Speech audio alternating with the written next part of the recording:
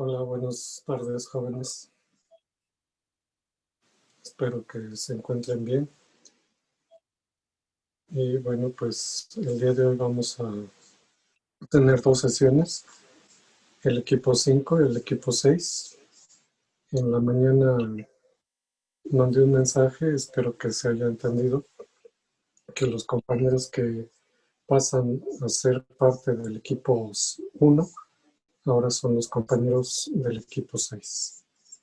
Entonces, para que se pongan de acuerdo, equipo 1 y equipo 6, en la actividad que vamos a tener la próxima semana, donde pues prácticamente terminamos esta parte del ciclo de nuestras pláticas. Les voy a pedir entonces a los compañeros del equipo 5 que vayan montando su presentación para que podamos empezar nuestra actividad del día de hoy.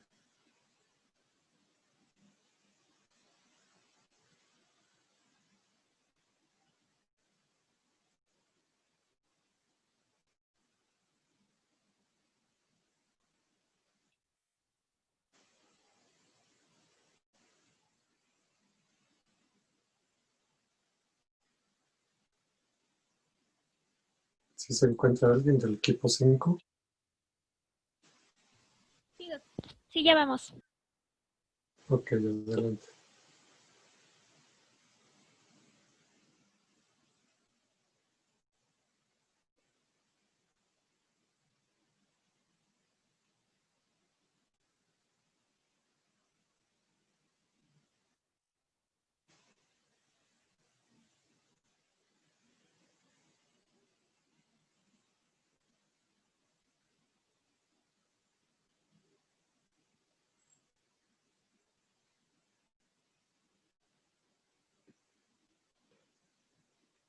En lo que esos compañeros del equipo 5 y 6 se ponen de acuerdo, al igual que ayer, les voy a pedir de favor que se vayan anotando en el chat, poniendo su nombre y la palabra presente, por favor.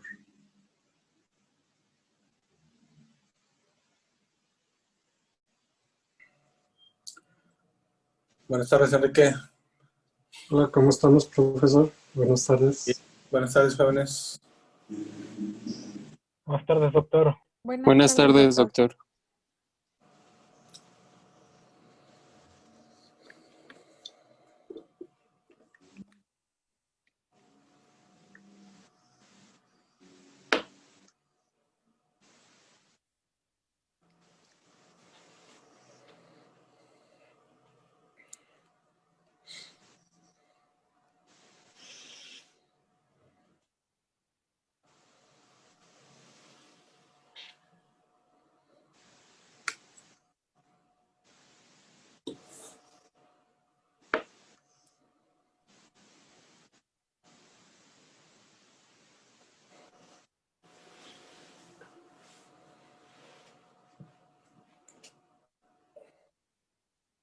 ¿Tiene problemas el equipo 5 para presentarnos su pantalla?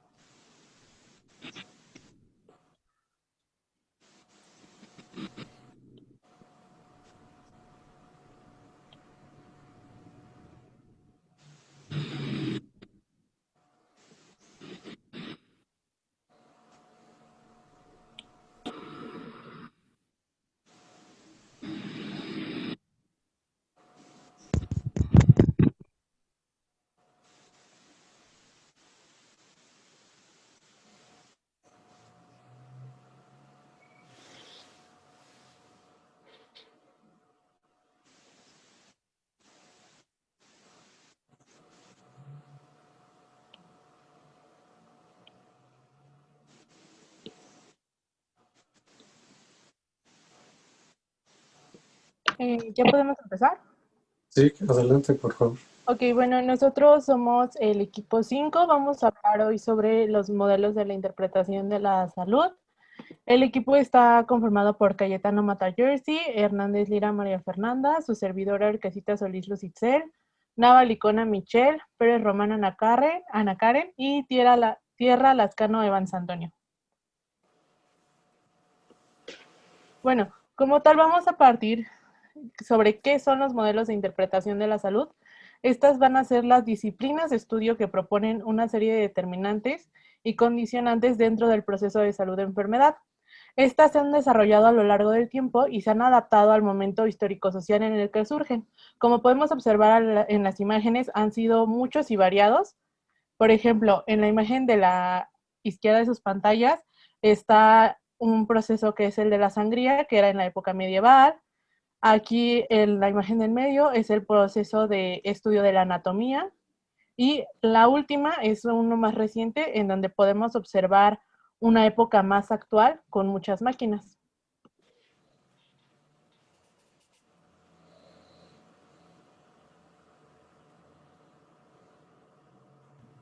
Bueno, vamos a ver ciertos tipos. Está el modelo mágico religioso, modelo sanitarista, modelo social, modelo epidemiológico, modelo ecológico, modelo histórico-social, modelo económico, modelo interdisciplinario, modelo geográfico y modelo biologicista. Y los que nos va a interesar en esta presentación va a ser modelo ecológico y biologicista.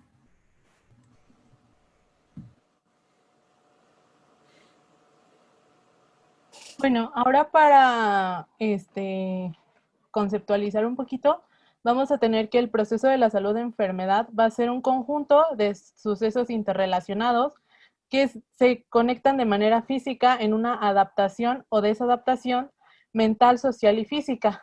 Esto va a afectar a un individuo o a un grupo para mejorar de manera negativa o positiva su calidad y su tiempo de vida.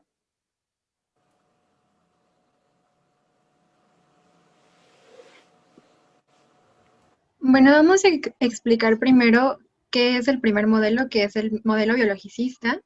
Este también se le va a llamar unicausal. Y bueno, este modelo contempló principalmente dos elementos, que fue el hombre y el medio ambiente. Respetando estos elementos, se resaltó el principio de unicausalidad como la única etiología del padecimiento físico. Desde este principio se postula que una enfermedad o un estado de padecimiento, cualquiera que sea, se debe a una causa específica, empírica y científicamente observable. Y bueno, en consecuencia, una causa actúa sobre el individuo provocando signos y síntomas y después una enfermedad, o sea, un efecto. Este pensamiento mecánico, lineal y demasiado simple se mostró insuficiente para comprender, pues, y explicar los problemas de salud. Así se llegó a la conclusión que la conjunción entre el agente causal y el organismo no era suficiente para producir una patología.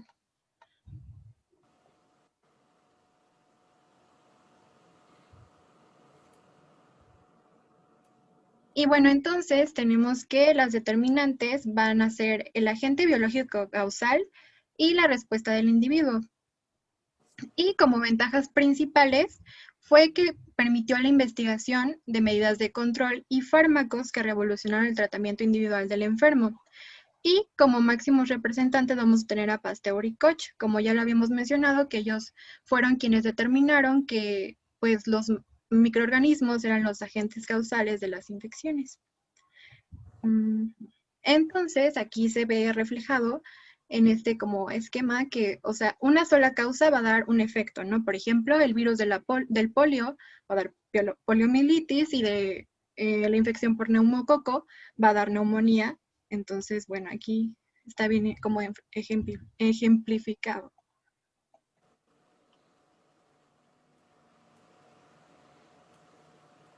Ahora vamos a ver las desventajas. Una de ellas es que la atención principalmente se centraba solo en la curación y esta no incorporaba la participación de la persona quien los cuidaba. También no toman en cuenta factores biológicos como la carga viral. que esta se le conoce como la concentración del virus, la inmunidad y las vías de transmisión. Y tampoco no explica por qué el mismo agente patógeno no produce siempre la enfermedad.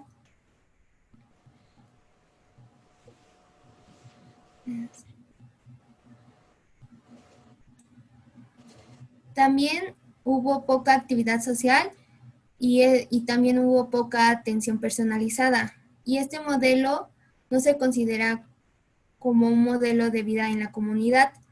También no intenta modificar su relación con la naturaleza de una manera favorable para ella.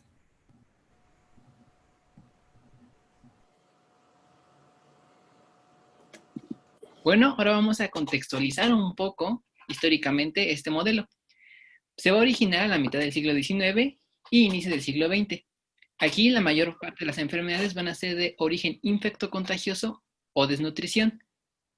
Igual, a inicios del siglo XX se van a crear organismos de salud y el Estado mismo los va a regular. Por ejemplo, la Organización Panamericana de la Salud se va a crear en 1902.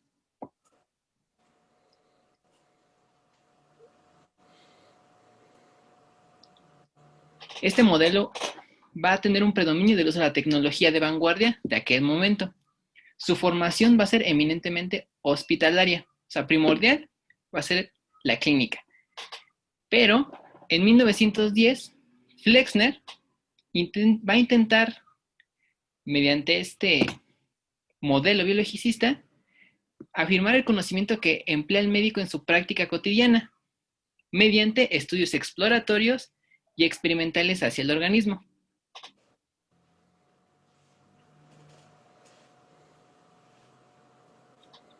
Pero, ¿quién es Flexner? Bueno, Abraham Flexner va a ser un estadounidense que va a dar, si no es que gran parte de los cimientos de lo que ahora es la medicina, sobre todo en el ámbito del estudio de la medicina. Va a dar el modelo de formación del médico, que va a dar una desintegración biológica clínica. ¿Esto qué quiere decir? Como ya se mencionó en las desventajas de este modelo, no va a tener prioridad en todo el contexto sociológico y psicológico de la persona, únicamente en su proceso de curación. Va a dar en pie a una planeación normativa que va a perder su recurso humano y una visión integral del paciente. Este paradigma o modelo va a estar vigente en la mayoría de las escuelas de medicina e instituciones. Todo este factor psicológico-social va a quedar relegado a materias aisladas o no van a ser percibidas como básicas para Flexner. ¿La que sigue? Entonces, perdón, antes de que continúes. Decíamos ayer que precisamente estos paradigmas es seguir lo que se está estipulando en ese momento. Entonces, recuerden que en 1910 la universidad adquiere su autonomía y se crea, aunque ya existía previamente, la Facultad de Medicina, ya como una facultad, ya que la Escuela de Medicina pues tiene muchos años en México. Entonces empieza ya un nuevo proceso en el cual se van a integrar mediante planes de estudio lo que son las asignaturas. De esta manera, como lo está explicando su compañero, de momento de manera aislada, en la cual pues todavía no podemos hablar de un sistema cardiovascular, por ejemplo. Simplemente es una anatomía general, una cirugía, etc. Entonces, esto es importante porque nos está dando la pauta de lo que viene a continuación, del cómo ya se va a integrar este conocimiento.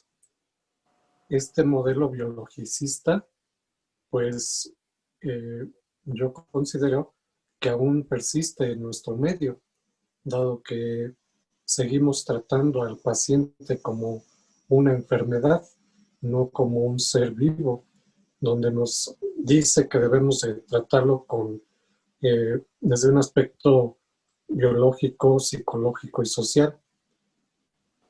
Y no es así cuando se hace pase de visita, y ahí no me deja mentir el doctor, pues se atiende a la enfermedad, no se atiende a los pacientes.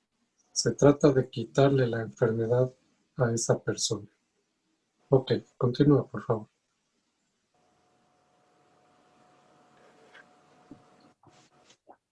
Bueno, también se va a analizar lo que va a ser la enfermedad. Son únicamente mediante su proceso etiopatogénico, su diagnóstico terapéutico y, como ya se mencionó, únicamente va a estar concentrado en la curación. La educación médica, estas ciencias básicas que va a dar Flexner, se van a basar en la investigación fisiológica y bioquímica. Van a quedar relegadas toda la parte social del paciente. La investigación médica va a seguir los mismos protocolos que la investigación científica, como ya quedó mencionado. Y otra de las aportaciones que hizo Flexner es que gracias a él es que nosotros estudiamos 6 años medicina.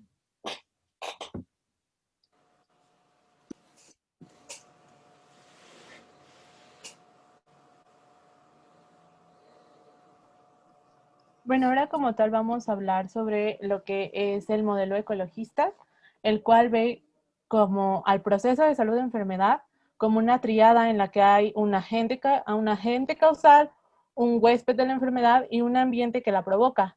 Esta busca la relación entre los factores que causan esta patología y su relación directa con el efecto que ésta tiene, permitiendo asignar un valor específico a cada factor involucrado en el proceso de estudio. Es decir, toma en cuenta a los tres, ya no nada más a uno. Y la siguiente, por favor. Ahora bien, ¿qué nos dice la Organización Mundial sobre este modelo? Lo define como una disciplina que comprende aquellos aspectos de la salud humana, incluida la calidad de vida, el bienestar y el bienestar social, los cuales serán determinados por los factores ambientales físicos, químicos, biológicos, sociales y psicosociales. Estos van a aplicar la teoría y la práctica de evaluar, corregir, controlar y prevenir aquellos factores en el medio ambiente que potencialmente puedan afectar la salud de presentes y futuras generaciones.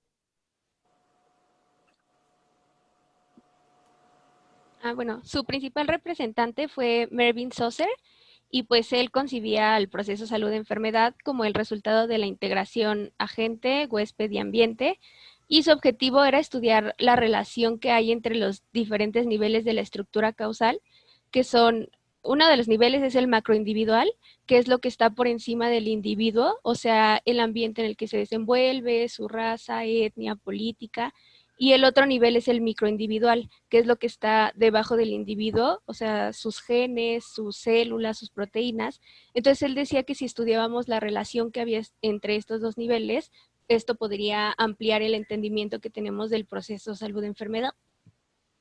Y bueno, también decía que las condiciones de salud eran tres: enfermedad, dolencia y padecimiento. Él decía que la enfermedad es la presencia objetiva de un proceso de disfunción orgánico-psicológica en un individuo, o sea, sería como la enfermedad en sí. La dolencia es la percepción subjetiva que provoca esta disfunción en el individuo, o sea, serían como los síntomas.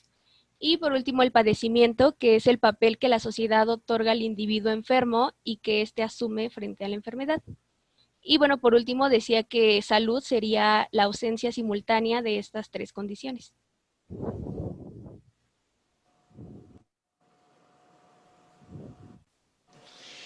Mervyn Saucer fue un médico y uno de los pioneros de la epidemiología en el siglo XX. Fue coautor de uno de los primeros libros de sociología médica, y Mervyn dio a la epidemiología la capacidad de estudiar la frecuencia, distribución y determinantes no solo de la enfermedad, sino también de todas las condiciones de salud de la población.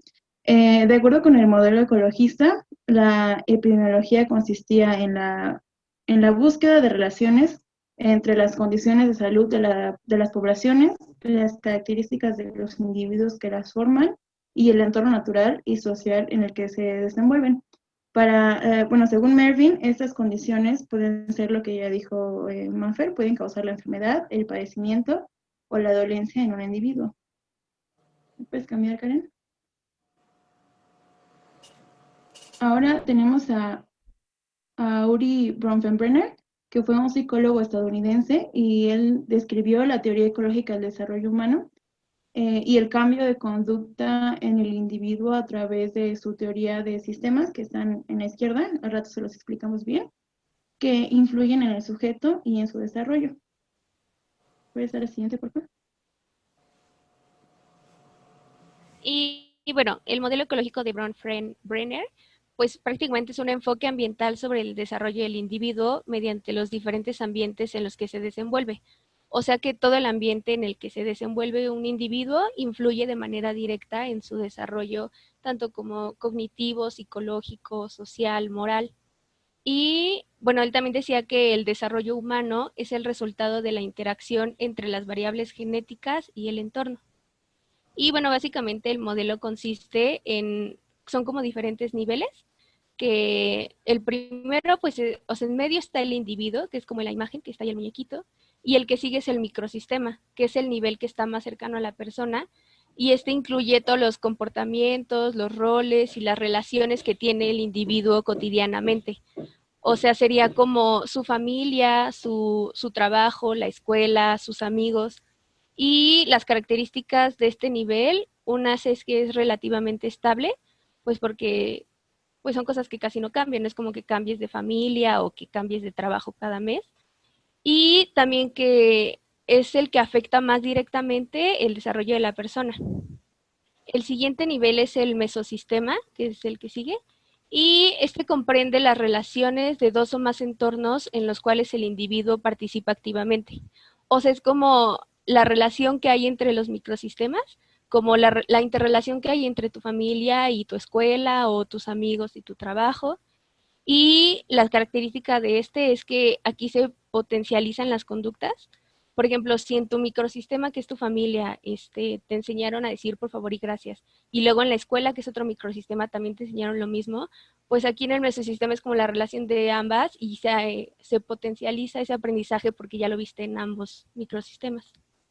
Y bueno, aquí también entran como las redes de apoyo, que debe haber una relación entre todos los aspectos de la vida. Por ejemplo, si alguien tiene un buen apoyo familiar, pero no tiene amigos, o tiene amigos, pero no tiene una buena relación en su familia, pues no está completo. Es como que se tienen que estar unidos todos para poder satisfacer las necesidades sociales de un individuo. Bueno, sigue el exosistema, que se refiere a los sistemas ambientales en los que la persona en desarrollo no está incluida directamente, pero en los que se producen hechos que sí le afectan al individuo. Puede ser como la estructura del barrio o de la localidad. Y después tenemos al macrosistema, que se refiere a los marcos culturales o ideológicos que pueden afectar transversalmente a los sistemas de menor orden, ya que engloba lo que se da más allá del ambiente inmediato con el que el individuo interactúa, y lo configuran los valores culturales y políticos de una sociedad. Y pues ya les trajimos un video de este modelo ecológico. No sé si ya lo puedas poner, Karen, por favor.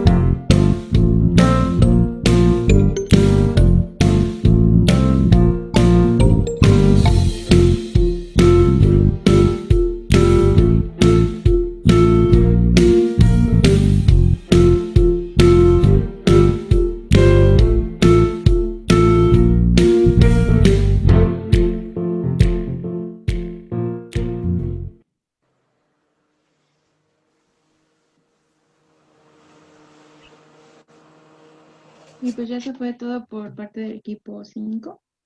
Y doctor, la actividad la vamos a hacer al final junto con el equipo 6, no sé si lo comentaron. Sí, sí, efectivamente. Entonces, Ok. una sola actividad, por favor. Ujú. Y bueno, pues no sé si haya quedado alguna duda sobre este tema, donde nos están resumiendo muy bien lo que serían los modelos biologicista y ecologista.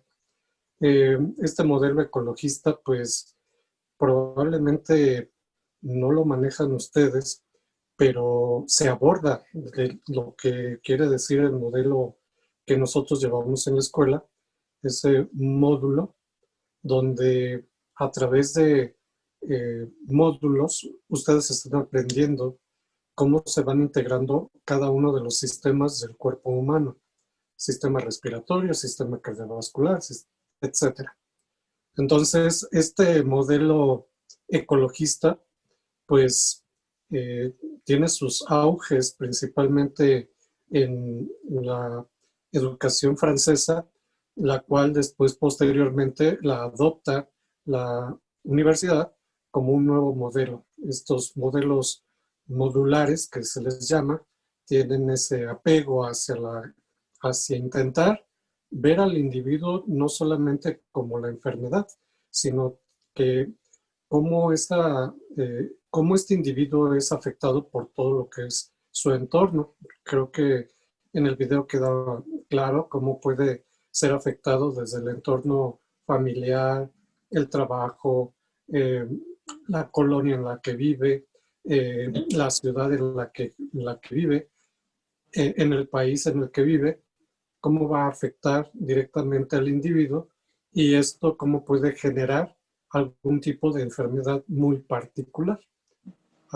Decíamos, por ejemplo, ayer, cómo está afectando particularmente a nuestro país esta pandemia, a diferencia de otros países, por las condiciones geográficas, económicas, sociales, en las cuales nos encontramos como individuos. Entonces, bueno, pues esto, si nosotros lo ponemos en práctica, ya no solamente vemos al individuo como una enfermedad, tiene COVID y se acabó, y voy a curar el COVID.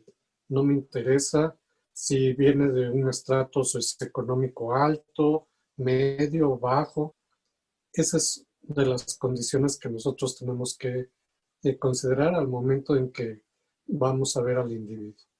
No sé si haya quedado alguna duda de algún compañero o quiera participar alguien comentando algo. Sí, quisiera comentar, Enrique y jóvenes, darnos cuenta de cómo se ha ido cambiando conforme ha evolucionado la práctica médica, la forma de estudiar el proceso de salud de enfermedad. Aquí vemos claramente cómo se pasa de un modelo biologicista a un modelo ecologista, ¿sí? Anteriormente, bueno, pues se conformaban precisamente como comentaban ahorita, únicamente estudiar el proceso enfermedad, nada más, ¿sí? Se sabía qué lo ocasionaba y la enfermedad, nada más, la teoría unicausal.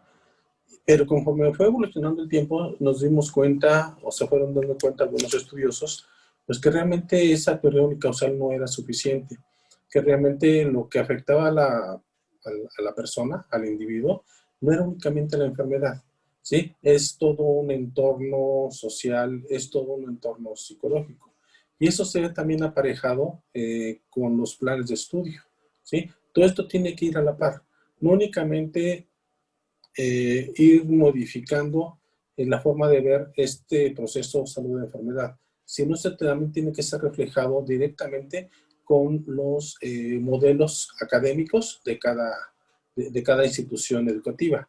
Es por eso que este modelo, de alguna manera, que se está llevando actualmente en los seminarios, va muy, muy aparejado. Aquí como que empezamos a ver cuál es una de las causas principales de justificación de los seminarios. Acuérdense que aquí no nada más vemos enfermedades, ¿sí? Aquí no nada más vemos un infarto agudo del miocardio, Juanito Pérez tuvo un infarto agudo del miocardio y nada más. No, Aquí tratamos de ver un proceso mucho más amplio, un proceso social, un proceso psicológico que obviamente se desencadenó en una enfermedad. Entonces, así es como tratamos de ver a los individuos actualmente, como un todo, como una forma más integral y más completa de poder ver a ese individuo.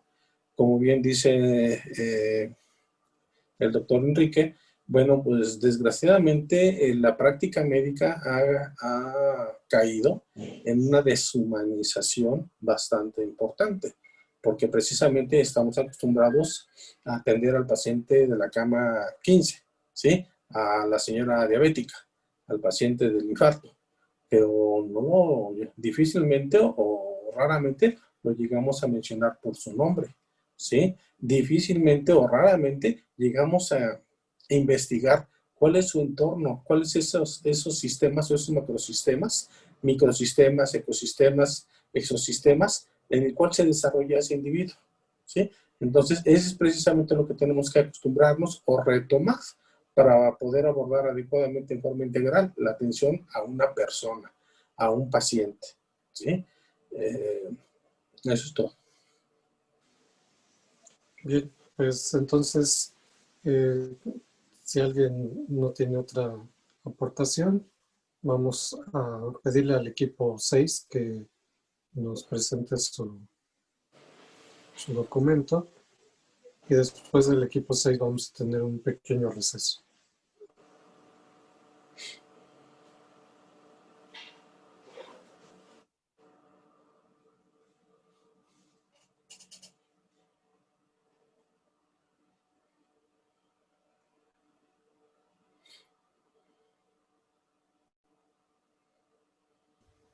¿Ya se logra ver?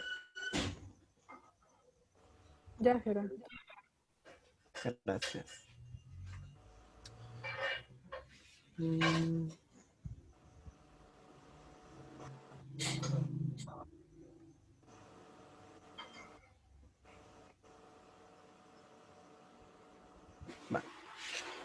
Buenas noches, compañeros, maestros.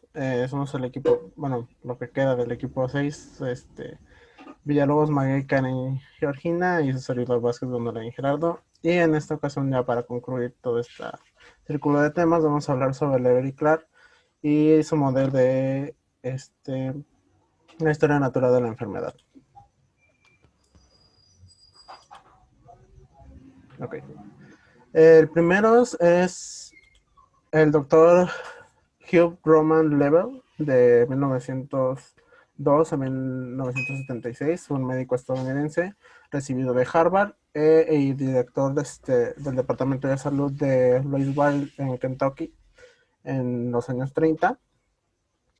Formó sobre todo parte de servicios de salud públicos en Estados Unidos y en Harvard, que le dieron pauta a ser profesor y educador en varias, sobre todo en la Universidad de Louisville, y a ser reconocido más que nada por Harvard para darle un puesto y que a raíz de esto él se centrara en lo que es la prevención en la salud, creando sobre todo en esta época un puente de salud, que esto se refiere a ir a varios países o a varias localidades a crear esta unión sobre la prevención que se tiene que tener a la hora de ver a un paciente o a la hora de atender ciertos caracteres sobre el paciente, basados en lo que ya hemos visto a lo largo de las clases, sobre todo en el último modelo, que es el multicausal, ¿no?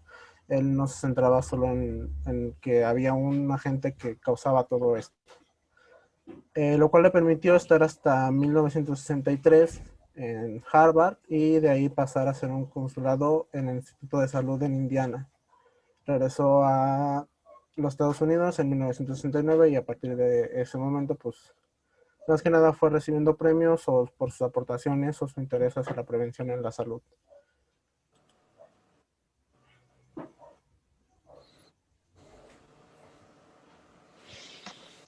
Bueno, tenemos ahora a Edwin Courtney Clark.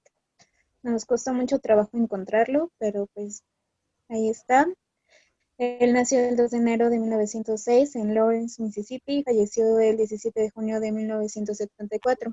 Él fue un importante epidemiólogo hizo su pasantía en el Memorial Strong y fue muy activo en las sociedades médicas. La que sigue, por favor. Bueno, él trabajó en el Departamento de Salud de Tennessee. Por lo mismo de que era muy importante, fue profesor de epidemiología en la Escuela de Salud Pública y Medicina Administrativa de la Universidad de Columbia y trabajó en el área de epidemiología, enfermedades venéreas y medicina preventiva. Ahí fue donde conoció finalmente al Dr. Level. Ok. Hablar de ellos individualmente, pues es también un logro para ellos, bueno, una inspiración sobre todo, pero lo importante es que en 1953 se unieron o se conocieron para editar un libro sobre la prevención de la medicina en las comunidades o en la comunidad, y del cual surge la aportación de la cual estamos hablando, que es la historia natural de la enfermedad.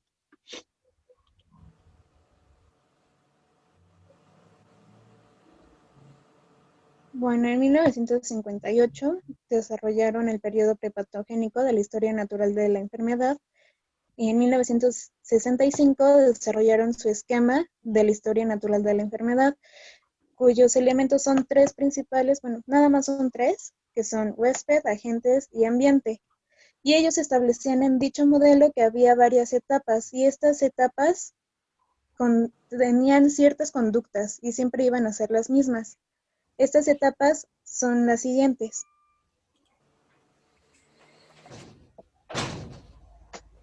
Un inicio que iba a ser una interacción entre la tríada ecológica, que básicamente lo que iba a hacer era descomponerla o desequilibrarla.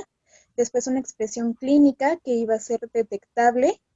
Ahí es cuando iba a poder verse en el paciente ya algún síntoma.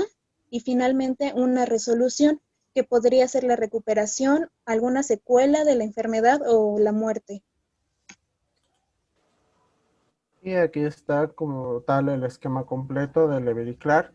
Las etapas también son conocidas como prevención primaria, prevención secundaria y prevención terciaria. Yo no les explicaré todo el cuadro porque de entrada es algo que creo la gran mayoría ya lo conoce, ya se ha estudiado, ya sea desde la prepa o en los últimos semestres que hemos visto. Solo haré un pequeño recordatorio de lo más importante, de lo que ellos fueron una concentración antes de crear todo este esquema, que fue la tríada ecológica, la cual consiste del agente, del huésped y del medio ambiente. Es un equilibrio entre los tres, que al estar en contacto sin alguna alteración, es un periodo prepatogénico, es algo donde no hay ninguna enfermedad, no existen alteraciones, no hay algo que seguir o que poner en tela de juicio. Sin embargo, si esto se desequilibra o hay una alteración en cualquiera de las tres esferas, hay un periodo patogénico en el cual hay diferentes niveles o diferentes acciones que llevarán a un desenlace, ya sea en una rehabilitación o en una muerte sobre el paciente. Lo importante aquí, o lo cual voy a ejemplificar, es el periodo en la prevención primaria en el periodo prepatogénico, que es el fomento de la salud o la protección específica, sobre todo ahorita, como estamos pasando en una etapa de pandemia. Podemos decir que el fomento de la salud existe más que nada en leyes o cosas que nos han venido diciendo siempre sobre lavarnos las manos, cuidar nuestra salud, sobre nuestra alimentación, hacer ejercicio. Es un fomento general, o sea, es un fomento que todos debemos saber o que a todos se nos dicen desde pequeños o desde una edad hasta cierto momento. Mientras que la protección específica en este caso es el uso de cubrebocas, la sana distancia, no estar en lugares concurridos, usar gel antibacterial.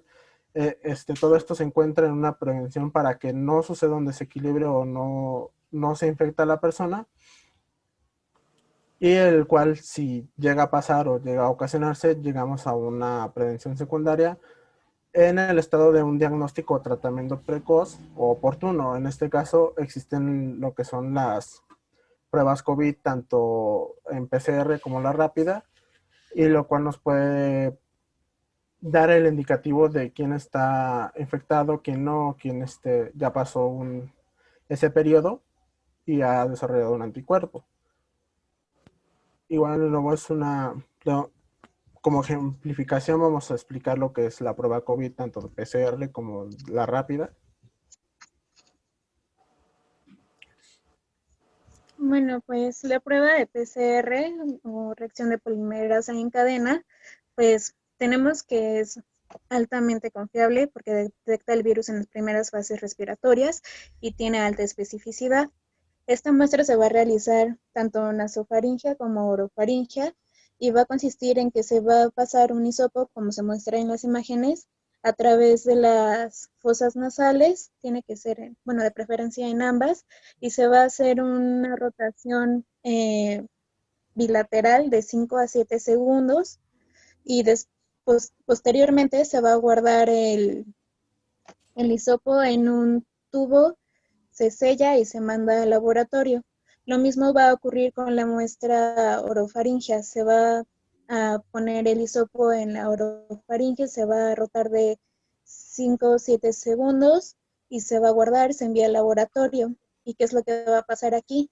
Se va a extraer el ARN del virus y se va a mezclar con una enzima que es la transcriptasa inversa para que de que sea una sola cadena del ARN pase a ser una doble cadena de DNA y el DNA obtenido se mezcle con cebadores y estos a su vez sean, perdón, se me fue, bueno, se pueden unir a, son las características del genoma del virus y al calentarse y enfriarse repetidamente, la mezcla del DNA del virus y los cebadores y una enzima sintetizada por el DNA se van a reproducir millones de copias del DNA viral.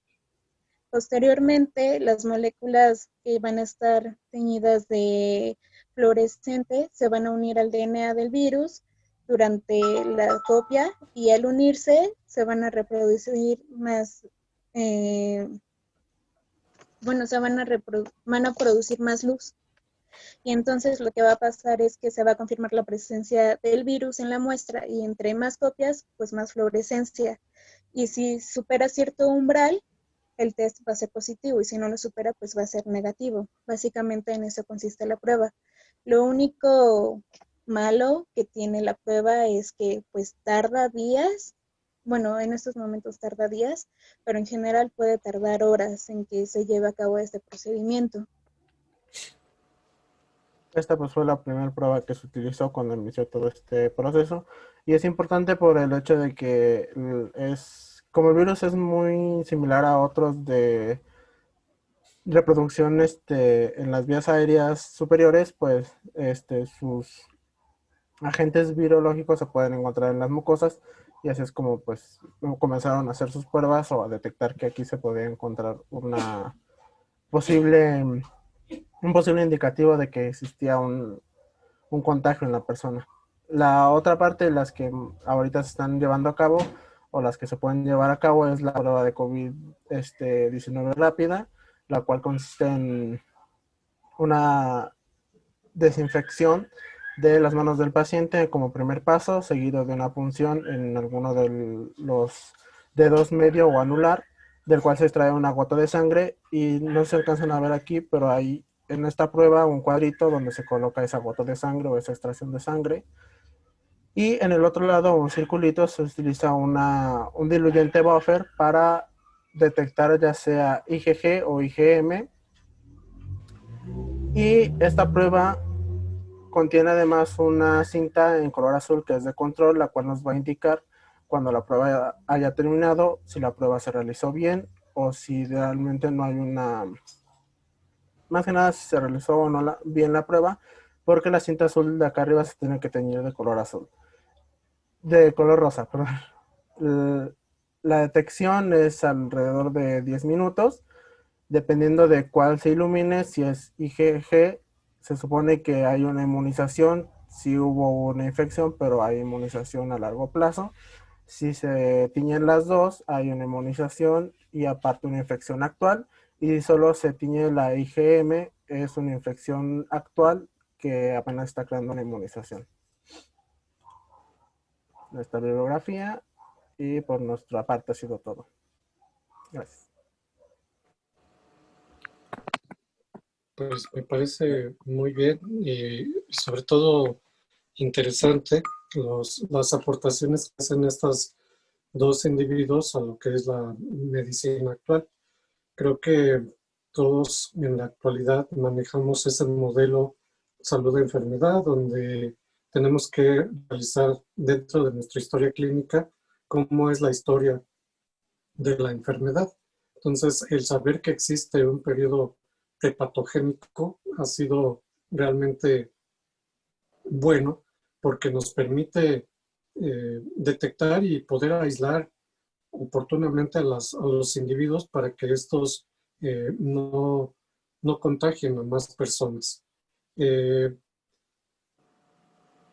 Cuando sucedió la contaminación por la influenza H1N1, las personas que eran detectadas en ese momento como positivas y que aún no desarrollaban las enfermedades, pues eran llevados al Instituto Nacional de Enfermedades Respiratorias para ser aisladas y de esa manera evitar que siguieran contaminando a las personas. Esto fue muy bueno porque permitió que muchas personas no se contaminaran fácilmente. Entonces, esto fue una manera eficaz de llevar a cabo un mecanismo de prevención. Yo creo que en nuestro país, si ya teníamos esa experiencia y había dado muy buen resultado, pues creo que debió de haberse aplicado el mismo modelo para las personas que venían del extranjero y que tenían que aislarse previamente antes de incorporarse inmediatamente a la sociedad. Pero desafortunadamente muchas de estas personas que venían del extranjero pues eran gente adinerada que pues que son los primeros que rompen a veces las reglas y que desafortunadamente fueron los que empezaron a contaminar a la demás población. Y entonces, bueno, pues ahora tenemos un problema que es mayúsculo y que muy difícilmente podríamos realizar pruebas PCRs a toda la población, porque como ya lo explicó su compañera, aparte de ser una prueba muy larga, es de alto costo. Un costo que como país no podríamos solventar y que en un momento dado no tendría caso realizarlo, puesto que lo único que nos va a decir es si la persona está enferma perdón, si la persona es positiva al virus o todavía no lo tiene en su sangre. Pero, pues, ¿y eso qué? Tal vez saliendo del hospital se contamine y no, de nada sirvió los mecanismos de prevención. El otro método, que ya es cuando tenemos el virus y queremos saber si ya somos inmunes a él, pues es bueno, pero pues creo que no nos arriesgaríamos, o por lo menos no arriesgaría yo a mi población a que se infecte para saber cuántos de ellos van a desarrollar inmunidad. ¿Por qué? Porque desafortunadamente no existe una regla en la que podamos decir, pues las personas jóvenes van a sobrevivir y los únicos que corren peligro son las personas adultas mayores. No, no es cierto. Tanto jóvenes como adultos mayores corren los mismos riesgos. Tengo un exalumno que tendrá unos 23 años de edad aproximadamente y que desafortunadamente se contaminó con este virus y que tuvo que ser internado y estar en terapia intensiva, pues prácticamente por 3 semanas. Y pues las posibilidades de sobrevivencia pues eran exactamente las mismas que para cualquier otro individuo que está en terapia intensiva. Yo creo que la única ventaja que tenía él es su edad, de ser una persona muy joven y que afortunadamente pudo salir de esa terapia intensiva. Pero, pues repito, nosotros lo que tenemos que hacer, como dicen estos dos autores, es medicina preventiva. Pero, ¿por qué no se da? ¿Por qué este modelo de medicina preventiva no ha cuajado bien en nuestro país? Pues desafortunadamente por modelos de corrupción, desafortunadamente.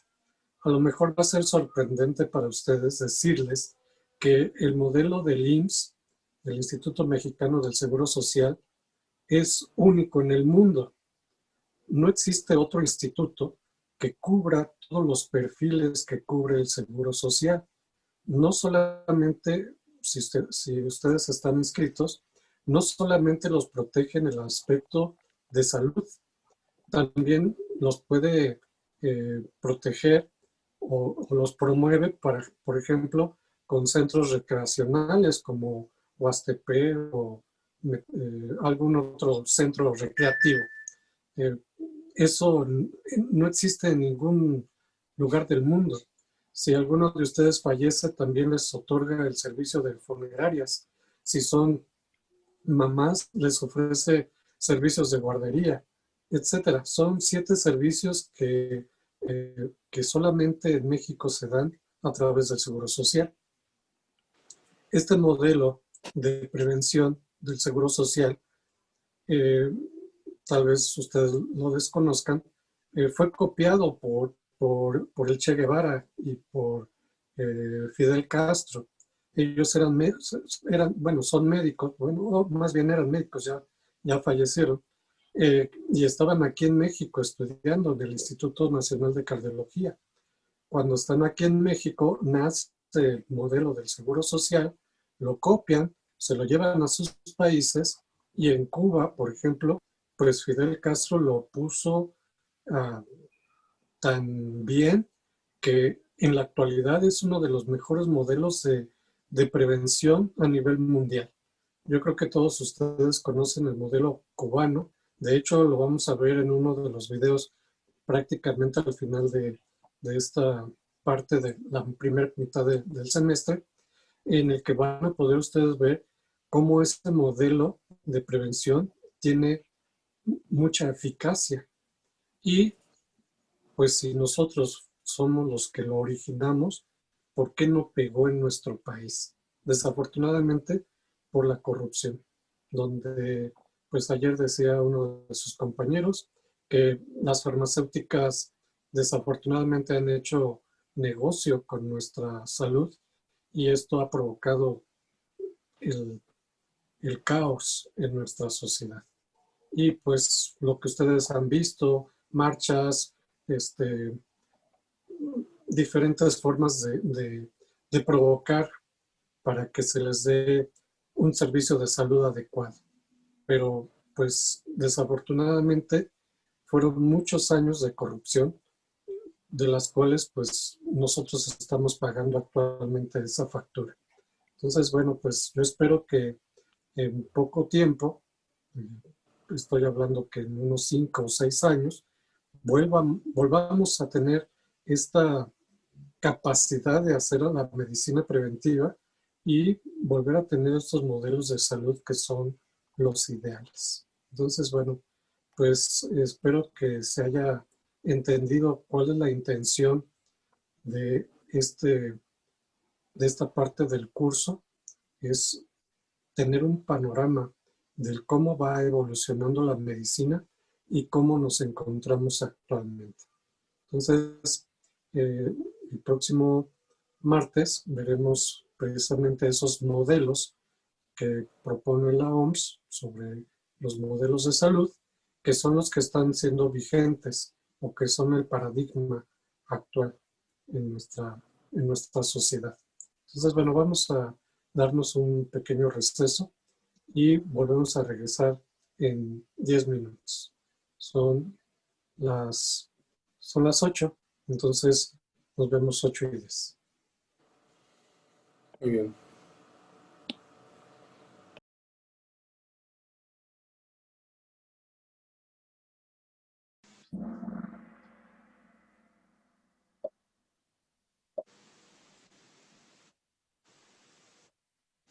Bueno, la primera pregunta es, ¿qué son los modelos de interpretación de la salud?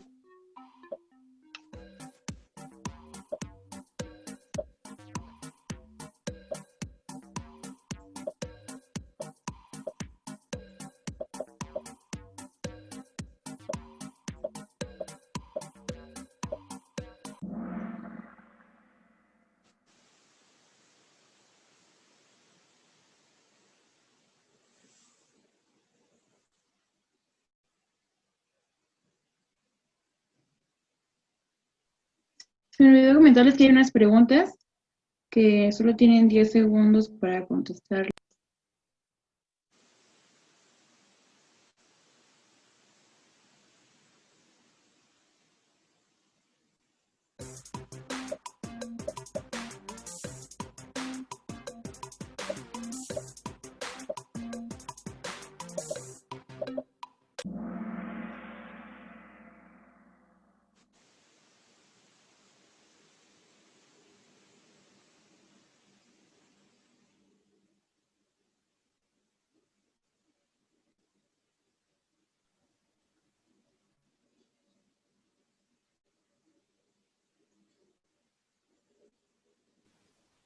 Bueno, la pregunta es, ¿el modelo biogelicista contempló principalmente al hombre en el medio ambiente? ¿Cierto o falso?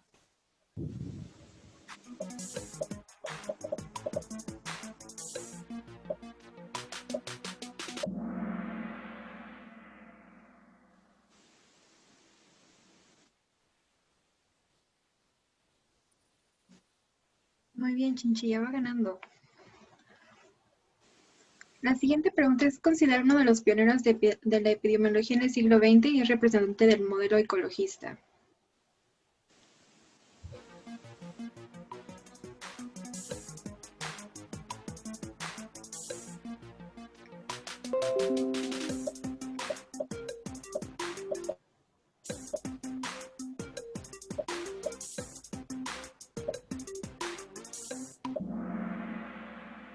Muchos pusieron a Flexner, pero acuérdense que Flexner era del biologicista y la pregunta era del ecologista, entonces por eso era Mervyn ¿Quién puso Saucer. a Fleming? Cuidado con las palabras.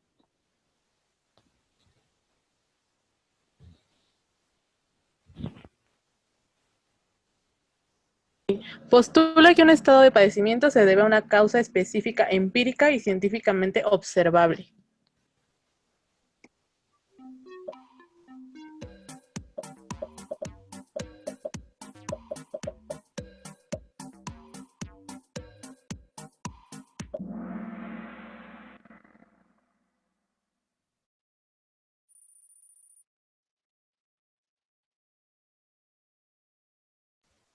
Comprende aquellos aspectos de la salud que son determinados por factores ambientales físicos.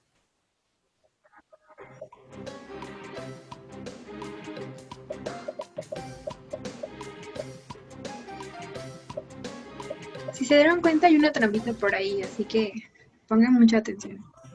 Lean bien.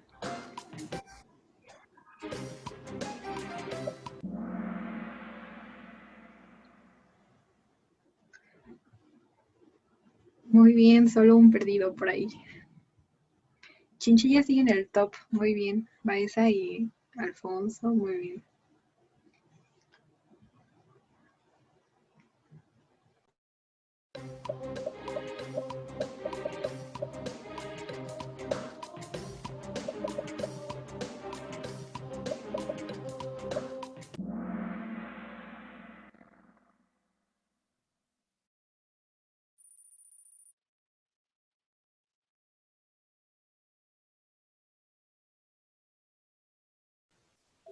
Disciplinas de estudio. Disciplinas de estudio que proponen una serie de determinantes y condicionantes dentro del proceso de salud-enfermedad.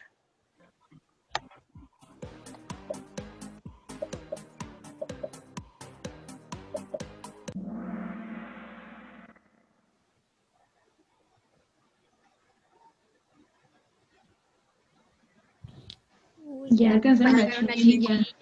¿Qué pasó, Rafa? Uf. Estos ya son del equipo 6.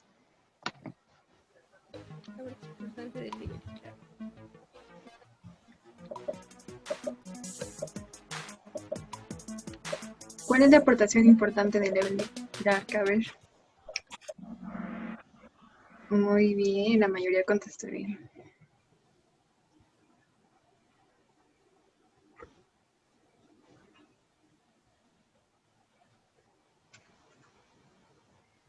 Año en que se creó la historia natural de la enfermedad.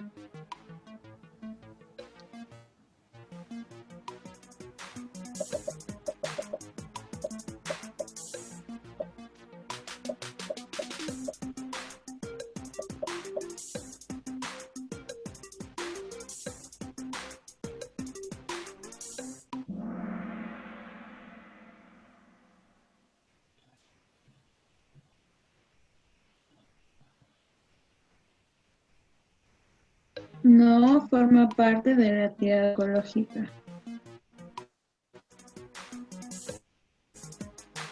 Esto está muy fácil, chicos. Queremos que todos se metan.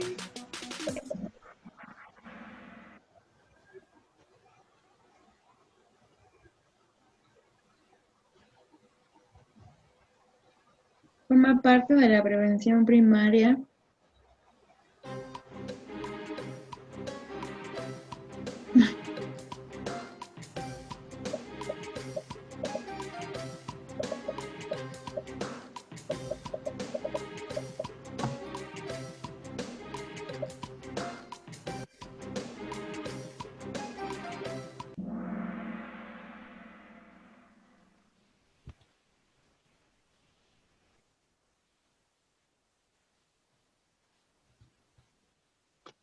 Es una de las etapas de la enfermedad.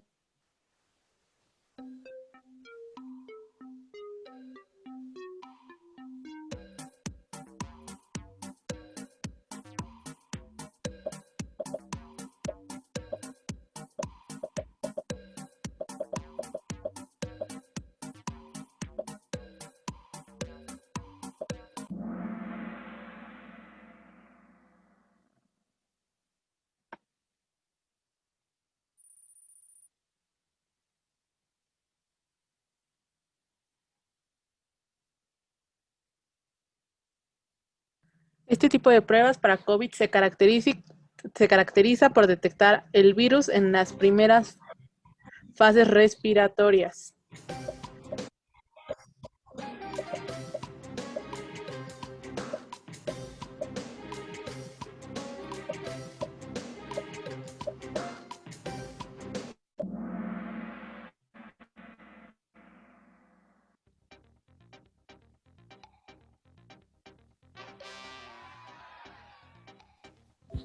Bueno, en tercer lugar quedó Fernando, en segundo Alfonso y en primero Chinchilla. Muy bien, chicos. En cuarto Baeza y en quinto Martínez.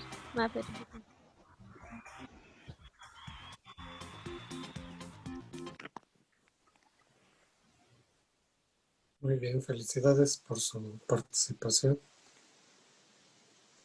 Entonces, pues creo que con esto concluimos nuestra clase del día de hoy. Muchas felicidades, Baeza. La vez pasada sacaste el primer lugar.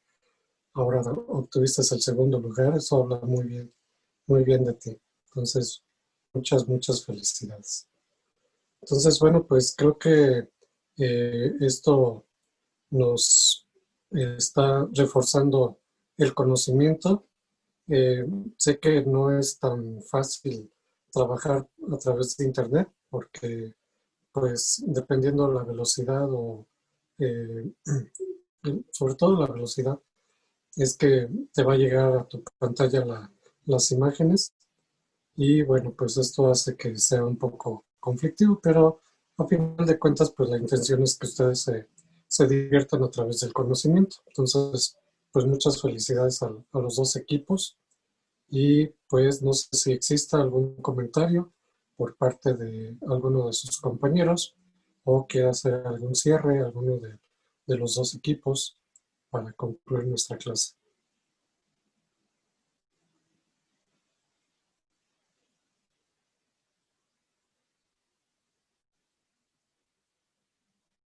Creo que el profesor está hablando, pero está apagado su micrófono. Perdón. Únicamente, bueno, creo que se concluyó bastante bien las presentaciones. Felicidades a los dos equipos. Creo que se cumplió el objetivo de exponer adecuadamente los temas y, bueno, concluir con una dinámica bastante interesante, que aunque parecería ser un juego, pero directa o indirectamente, creo que se está ahí demostrando quiénes son los que están estudiando, porque al final de cuentas, este es como un tipo de examen, ¿sí? En el cual dentro del juego es un examen, en el cual, bueno, pues el que tenga el conocimiento son los que van a tener las respuestas más acertadas. Felicidades. Bueno, pues quisiera que alguien del equipo 5 nos dijera algunas palabras para concluir.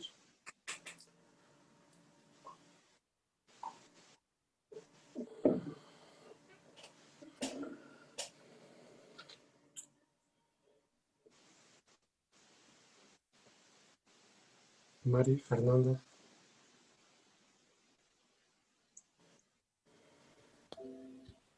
Pues nada, pues que esperamos que haya quedado, o sea, más claro lo de los modelos, que ya lo vimos como en varias clases, y hoy pues nada más fue como un poquito un refuerzo de cosas que ya habíamos visto y terminar de ver pues ya los últimos y ver cómo fue evolucionando como la perspectiva que teníamos del proceso salud-enfermedad. Muy bien, muchas gracias. Gerardo, equipo 6. Bueno, pues de nuestra exposición nomás que recuerden lo que es el modelo en sí, no tanto las fechas ni qué hicieron por separado Level y Clark.